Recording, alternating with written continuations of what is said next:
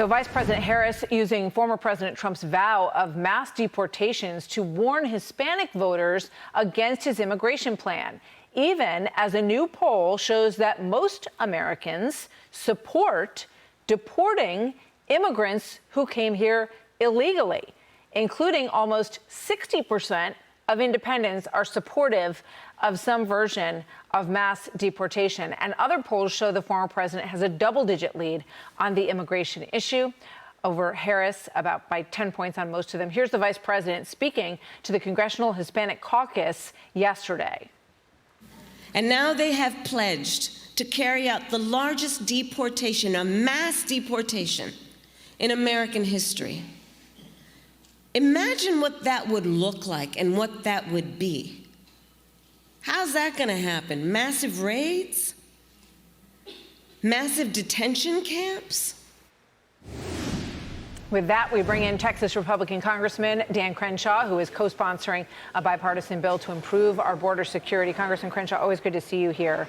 On this issue of potential mass deportations, when we did a town hall with former President Trump back in Iowa several months back, he said, that any deportation program would start with people who have violated American law, that would be where that entire project would begin. Your thoughts on all this?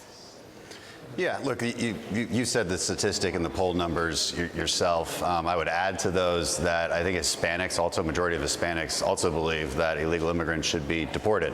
That's a pretty common belief in American society. So we're not the crazy ones here. Kamala Harris is the crazy ones, and she's fear-mongering Hispanic voters, talking about camps and things.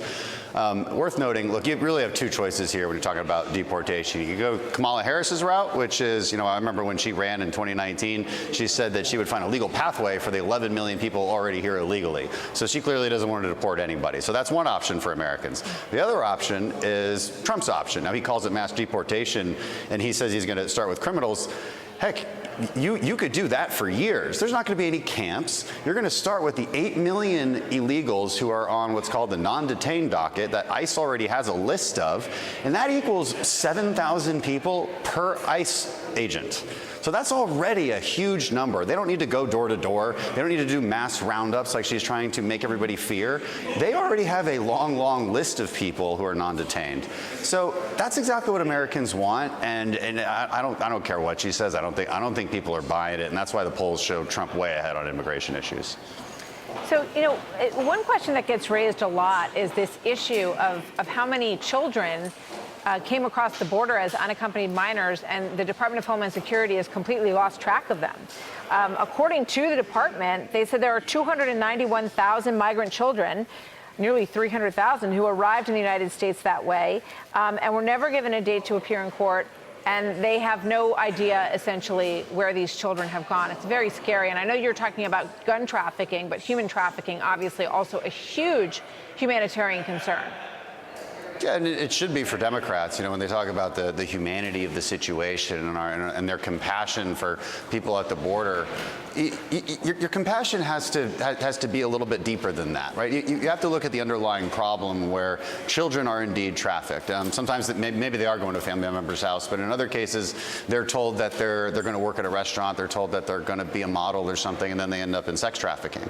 This happens often, and there's no way for an agency to track all that. It's no surprise that we lose track of them. So you have to disincentivize that behavior in the first place and choke off the money that's paid to the cartels who do all of this, and make basically risk-free money. Yeah. I mean, you hear people talking about the child who was with a member of Hezbollah who lost their life in that attack, and obviously no one wants to see any innocent child die, but those same people are not talking about these children who are being trafficked right now in the United States, right under our nose. And it is an issue that perhaps should get a lot more attention. Dan Crenshaw, Congressman, thank you very much. It's always good to see you. Good to see you, Martha. Thanks. Hey, Sean Hannity here. Hey, click here to subscribe to Fox News YouTube page and catch our hottest interviews and most compelling analysis. You will not get it anywhere else.